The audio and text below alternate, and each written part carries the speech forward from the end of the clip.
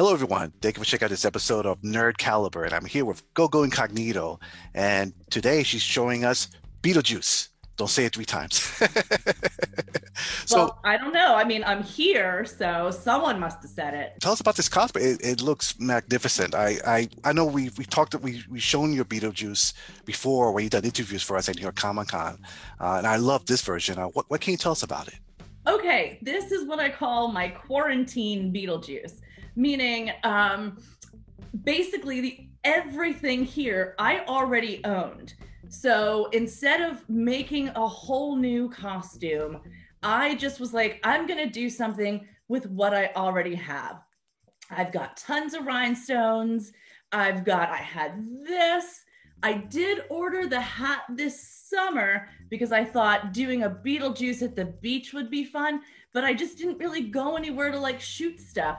But I had this, and then I don't even remember when I bought this skirt. That's the fun thing. I was just going through my stuff. I found this skirt and I thought, okay, you know what? I know what I'm going to do. I'm going to make it like it's a cute little outfit and it's glamour juice. This is a bathing suit that I've actually worn when I did Beetlejuice with with friends on a cruise ship. And we took over like the adults only deck one day and we did a ton of photos. So I did my makeup like real light then, obviously. I wasn't going to, do all this and then go in the water. But I bought the bathing suit for that. Kind of again forgot I had it. And again, just started looking for stuff like how can I make a new costume without actually stressing myself out? Also COVID, some of us have gained weight, some of us have lost weight. And it's like, I don't know where my body's going to be in the next little while. So I'm going to get something that's stretchy, something that I know already fits, and then just have fun with it. The So wig, actually, I do love my wig. I did style it myself, and I have used this wig now for several years. This is my second Beetlejuice wig. that is really cool. What did you do differently this time around? With the styling of the wig, Yes.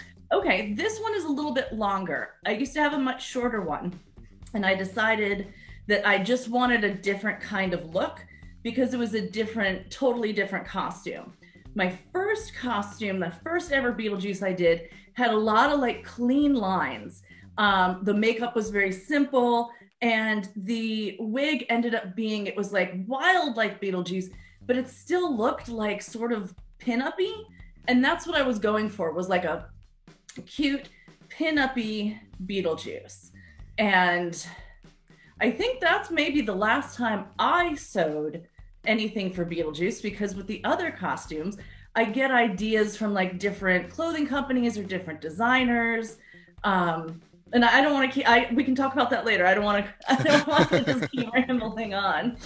Well, let's talk about your makeup then. What? Tell us about the process behind that. Process behind the makeup. Today I did not do the white. I have a little bit of white on my arms and my chest, but I do use good old fashioned grease paint, either Ben Nye or Miron. Today I'm using Miron. I don't know why. I just thought I would give it a go, because this was actually my first time using the Miron Clown White. But I've just heard so many good things about it over the years from Beetlejuice cosplayers, Harley cosplayers, Mad Moxie cosplayers, which I'm actually all of those three things. And so other friends in those communities have talked Ben Nye versus Miron. So I went with Miron today. So I used a sponge and put on the primer, and then it's literally, you take the sponge and you're just squishing it on your face for a long time, sponge, sponge, sponge, sponge, sponge, sponge, sponge, and all these dots, kind of get it together, and then do another coat, put on powder, do another coat, put on a little powder, do another coat, and so on and so forth. And I like using this product because it is very, very heavy. To use this clown white grease paint, it stays on really well, and it makes it opaque, and it looks fantastic in pictures. Oh, It wow. really goes the distance. Is it very like sensitive? Like if someone were to like touch your face, or if we touch yourself with your gloves or anything like that, will it? Nope. Wow. And that's because I have a ton of setting powder on it. And I do use the Ben Nye. Um, it's called like ultra white or something, something, but it is white setting powder. And I use a really big brush. And again, I just stamp that in there. I don't do it all over like this. I like push that powder in and then setting spray. And I have as time has gone on, I've gone from doing just the black circles like Beetlejuice had, which is what I did for my first ever Beetlejuice costume. I kind of stuck with that look to doing more interpretive things. And one thing that I love, love so much is putting my own spin on a character. Part of the reason I love Beetlejuice, there's so many ways to do it and still be recognizable with the black and white stripes. Oh, wow. Does it take you a long time to set this all up, It makeup? does. And if I was going to, and I have actually, the reason I look so pale is that I used Manic Panic white lotion. It's a lot lighter than the grease paint, and you can put it on just like you would be putting on makeup, but it is sheer. You can't really layer it. But one thing about the grease paint is that I didn't really want to get it on my chair. That's the thing. And if I were to go back and do the full body of of white again, I would use my airbrush. Oh, okay. What else can you tell us about your cosplay? I about either the hat or the scarf. Okay. In every Beetlejuice that I have ever done, I have used live moss. You can buy this at any craft store. And you know what? This is the thing is you can buy it, leave it in its bag, and it'll stay good for a really long time. I'm talking like months because I had some in my craft room that I was like, do I have some? I do. And you can just glue it on and it will flake off. Eventually it will get really hard. There's actually bits and pieces of it in my wig and it will crumble after a while. But these pieces have now been in my wig for 2 years. Oh, wow. And they're still there and they occasionally fall out and I put more in. How comfortable would you say this costume is? This costume is super comfortable. That's the other reason I wanted to put it together because I knew that I was going to be hosting the Bunny Hutch party that was on Zoom this year because we couldn't go to Dragon Con. It was Dragon Con virtual. And I knew that I would be hosting. So I wanted something, again, that was recognizable, that everyone would know, that was comfortable. And I also, for recording the Bunny Hutch virtual go-go dance show, Go-Go's Go-Go Dance Show, I wanted something, again, comfortable and recognizable. I am wearing the striped stockings. Striped stockings. But I'm wearing slippers. So, not the shoes that I usually wear for Beetlejuice. Also, over the years, a lot of my costumes, because I am a burlesque performer and pre-COVID times, I would be performing multiple times a month, traveling a lot, and Nerdlesque is my specialty. After a while, really, I wanted costumes to serve the purpose of being fun to wear for cosplay, but also to be able to work for burlesque. And so, again, Beetlejuice, very recognizable. A lot of people have done Beetlejuice burlesque. I mean, it's like probably not as many as Harley Quinn, and there's like hundreds and hundreds of Harley Quinn acts, and that's fine. But here, I wanted to show y'all these shorts.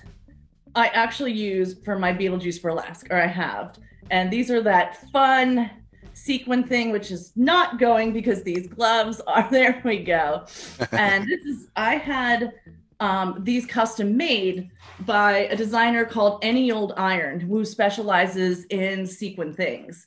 So my Beetlejuice has changed for just sort of what I want to do with it, how I want to look. Do I want Beetlejuice to be more sexy? Do I want to look really cool? Do I want to be badass? Do I want to be silly?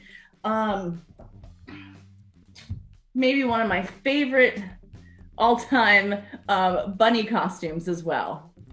Oh wow. Oh wow. So if you had to start this cosplay all over again, what would you do differently? Oh, I'd work on making it.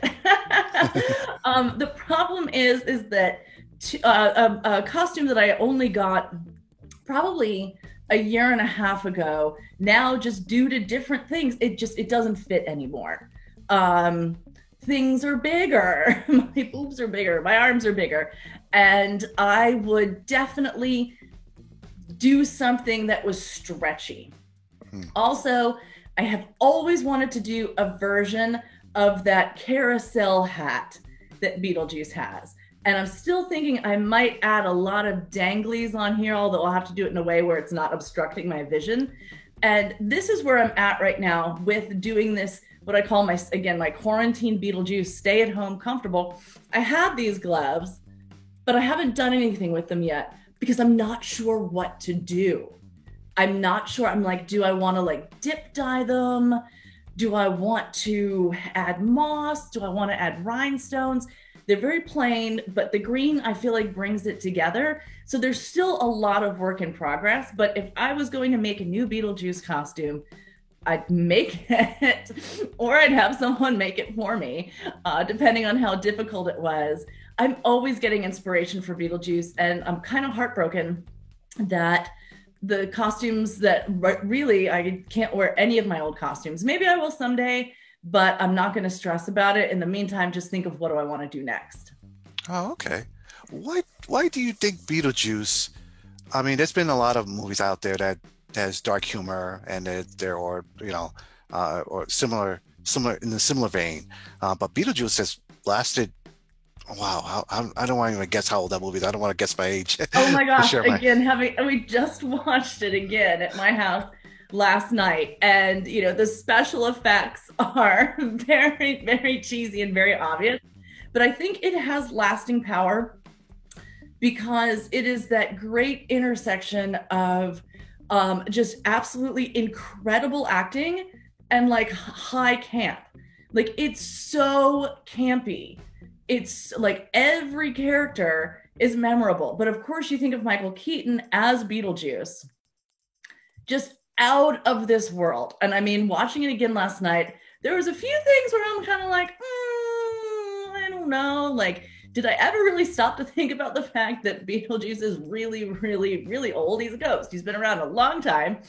And he really wants to get with the teenage daughter. Creepy! But I guess it's also in character because he is a creep. He's a creepy pervert, and they prove that completely through the movie. So, for anyone out there that wants to make a Beetlejuice cosplay and they're not sure about the first steps or not sure or how to assemble it, what would your advice be for them? Okay, that's a great question. My advice is to find a style that works for you. Like, okay, if you want to go the movie route, there are so many photos out there that you have a great visual guide. There's also a lot of commercial stuff, and you can get a Beetlejuice costume anywhere. If you want to just see how you feel in the character before committing to actually making something, you can buy one that's available and then dirty it up, rough it up, do some tea staining, where you make tea, really strong tea, and you dip it in or you splash it on. It can be really fun to customize it yourself. If you want to play around with the character like I do, then honestly, think of a style that you like, something that's flattering, something that feels good. It could be anything you want. And I'd say go with the vertical black and white stripes, and then have fun with it. Hopefully, Nerd Caliber and Manny here will be including some of the photos of my Beetlejuices through the years. And you can see some of them, people may be like, that's not really Beetlejuice. That looks really pretty. Well, you know what? Do it however, do what makes you happy. and Beetlejuice makes me happy, and that is why I will just continue. I think honestly, everyone, well, not everyone, but a lot of people have a go-to character that they love to cosplay, and Beetlejuice is mine. Before we wrap up, if anyone out there wants to see more of your work on social media, where can they go? Sure thing. Hi, again, I'm Gogo Incognito.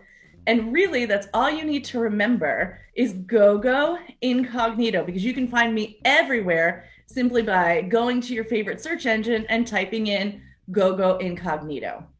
I'm very prolific, I guess, on Instagram, posting stories all the time, putting up pictures almost every day, and lots of new content, lots of fun. I really, really like engaging with people on Instagram.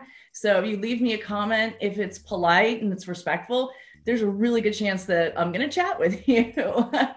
And if you want to see, if you are 18 and over and you want to see my Beetlejuice burlesque, you can find that on Vimeo by searching Gogo Incognito.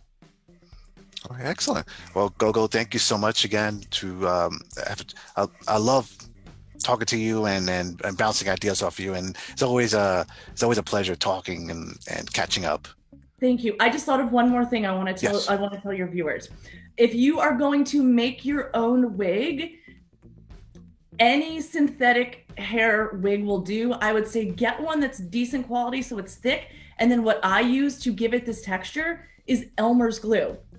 Just straight up Elmer's glue, not the stick, like the liquid stuff. You scrunch it in, scrunch it in, scrunch it in, and you can make all sorts of shapes with that. Oh.